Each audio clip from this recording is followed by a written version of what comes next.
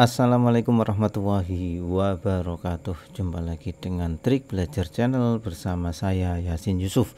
Nah, di video kali ini kita akan melanjutkan pembahasan soal matematika ya. Kita sudah sampai di bagian ke-9 ya, yaitu dari nomor 61.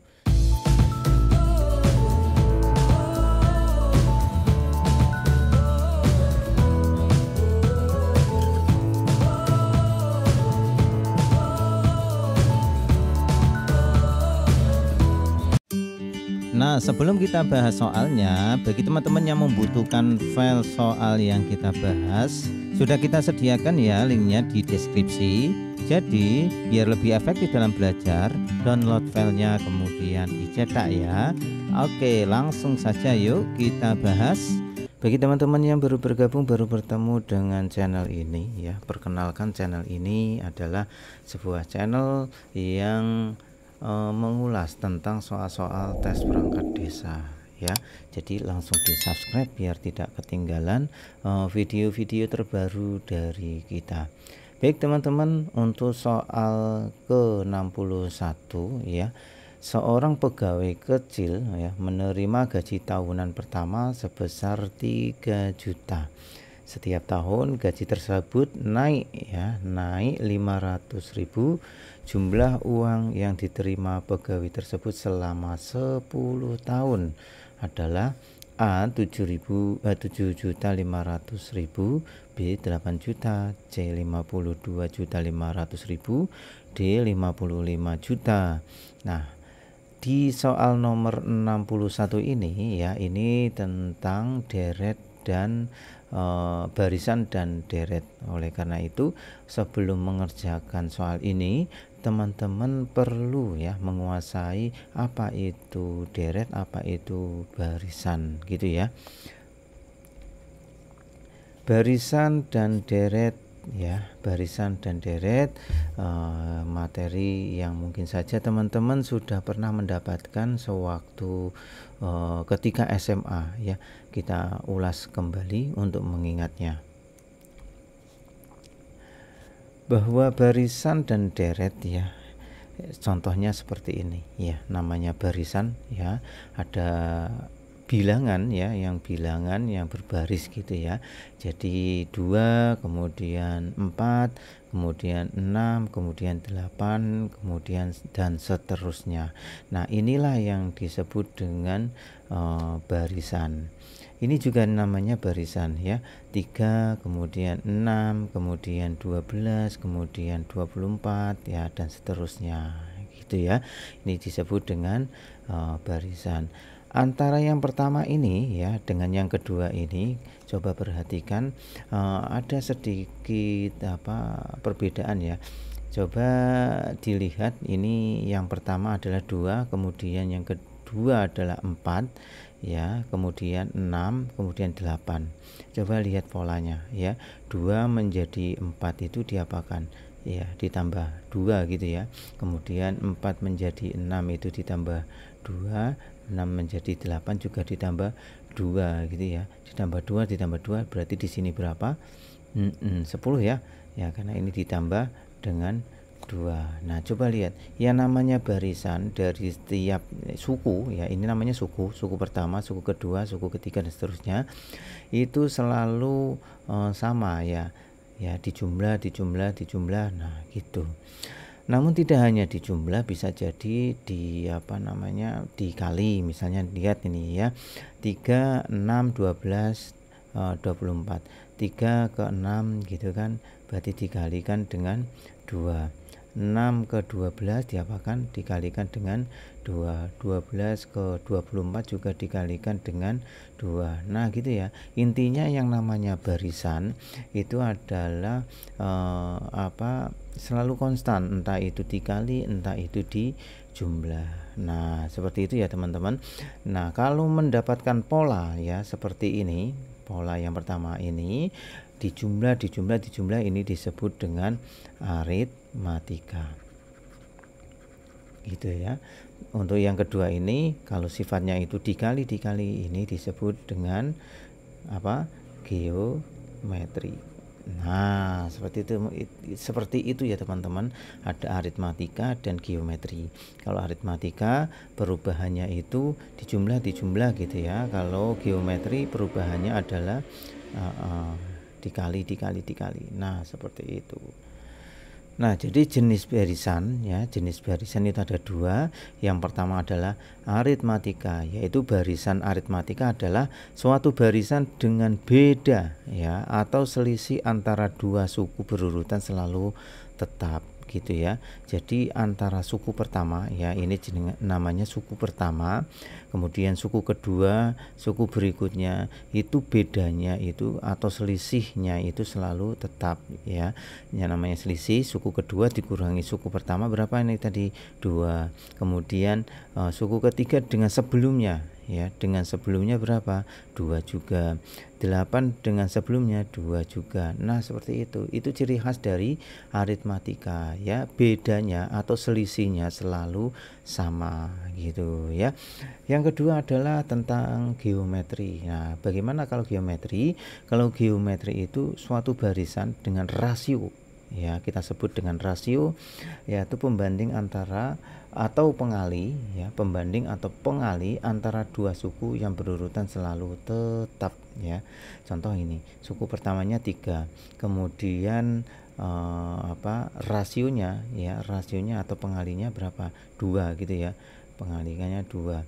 6 pengalinya juga 2, yang ini 12 menjadi 4 kalinya 2. Nah, selalu tetap ya, selalu tetap, yaitu pengalinya selalu 2. Nah, ciri khasnya itu adalah disebut dengan geometri. Kalau aritmatika mudahnya itu jumlah, kalau geometri itu kali gitu ya, cara membedakannya ya teman-teman, mudah sekali.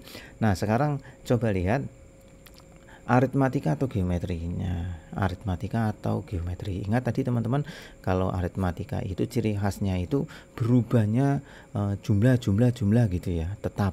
Sedangkan kalau geometri berubahnya kali gitu ya. Nah, sekarang coba ditebak teman-teman. Yang pertama ya, 1, 3, 5, 7 ya. 1, 3, 5, 7 dan seterusnya. Geometri atau aritmatika? Iya, jawabannya adalah aritmatika ya. Karena apa ini? Ini 1 ke 2 gitu kan. 1 ke 2 ditambah 2 gitu ya. Jadi 3 ke 5 ditambah 2, 5 ke 7 ditambah 2 gitu ya. Ini disebut dengan aritmatika. Nah, mudah ya.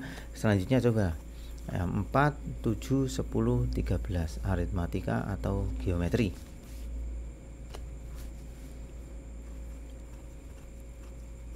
Iya, ini maksudnya adalah aritmatika ya teman-teman. Mengapa? Ya, coba lihat 4 menjadi 7 ya, plus 3 gitu kan, plus 3.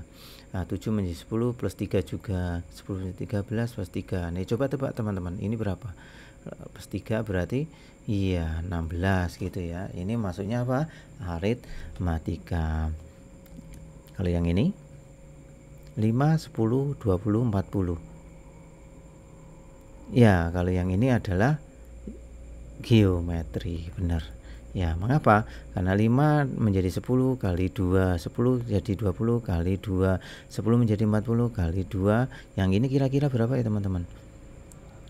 Iya, kalikan 2 berarti 80 gitu ya. Satu lagi coba.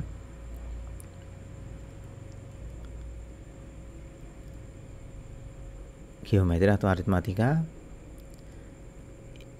Iya, ini maksudnya adalah geometri. Kenapa? 7 menjadi 21 itu kalikan kalikan 3. 21 kalikan 3 juga. Ini dikalikan 3 gitu ya. Nah, sangat mudah sekali. Jadi simpulannya tadi apa? Kalau aritmatika ciri khasnya adalah selalu ya, penjumlahan atau pengurangan juga boleh sebenarnya. Intinya penjumlahan selalu tetap gitu ya. Kalau geometri ya kan, nah perkalian. Nah, paling mudah cara mendeteksinya seperti itu. Itu antara aritmatika dan geometri ya. Sampai di sini paham teman-teman? Nah, kita bahas satu persatu ya, bagaimana aritmatika dan bagaimana geometri. aritmatika ya. Bentuk umum barisan aritmatika adalah seperti ini ya. U1 suku pertama, suku kedua, suku ketiga dan seterusnya ya sampai UN ya. N ini menunjukkan banyaknya suku gitu ya. Atau bisa juga ditulis A ya. A itu suku pertama, kemudian A ditambah B ya. A ditambah B bedanya. A ditambah 2B, A ditambah N per 1B. Oke. Kalau melihat ini agak pusing gitu kan, nanti kita lihat contohnya gini ya.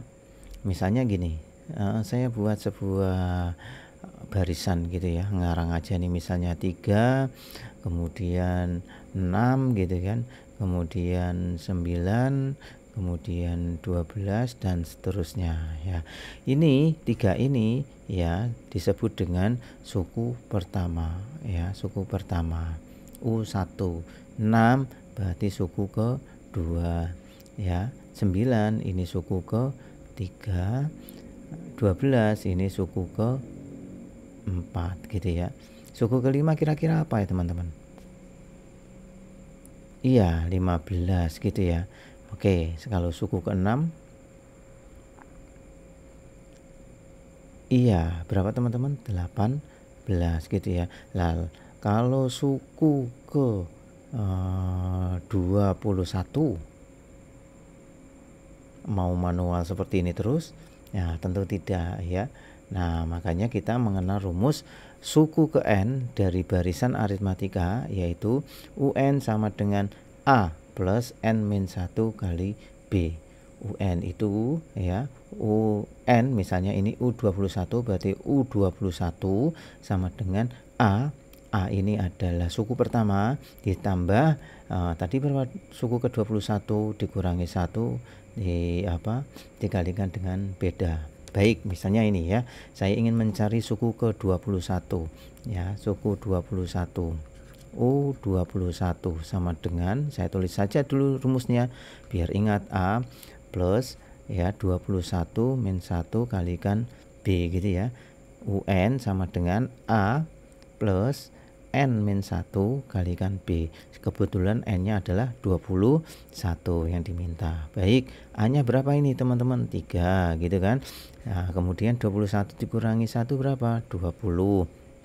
Bedanya, nah beda itu cara mencarinya adalah ya, bedanya saya tulis di sini aja. Beda itu sama dengan bisa dari suku kedua dikurangi suku pertama.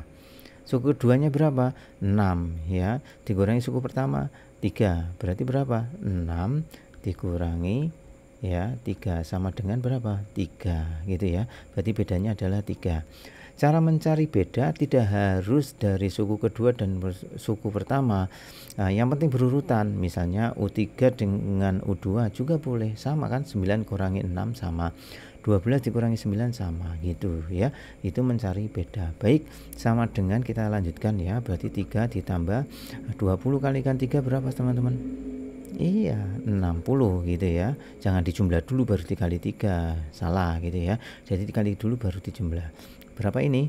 63. Nah jadi suku ke-21 ini ya adalah berapa? 63 ya, tanpa harus mencari manual segini. Nah itu kita memperoleh bahwa suku 21 adalah 63.